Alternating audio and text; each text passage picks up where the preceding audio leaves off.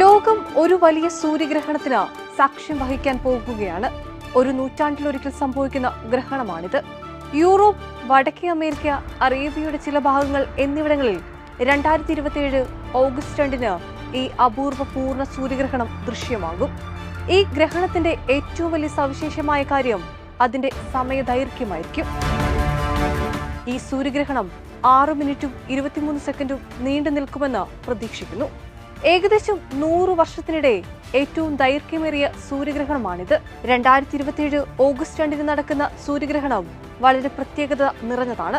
കാരണം 1991 2114 ഇടയിൽ കരയിൽ നിന്ന് ദൃശ്യമാകുന്ന ഏറ്റവും ദൈർഘ്യമേറിയ പൂർണ്ണ സൂര്യഗ്രഹണമായിരിക്കും ഇത്. ഈ സമയത്ത് ലോകത്തിന്റെ വലിയൊരു ഭാഗത്ത് സൂര്യൻ കാഴ്ചയിൽ നിന്ന് പൂർണ്ണമായും അപ്രത്യക്ഷിതമാകും. ഏകദേശം 6 മിനിറ്റ് ലോകം ഇരുട്ടിൽ മുങ്ങും.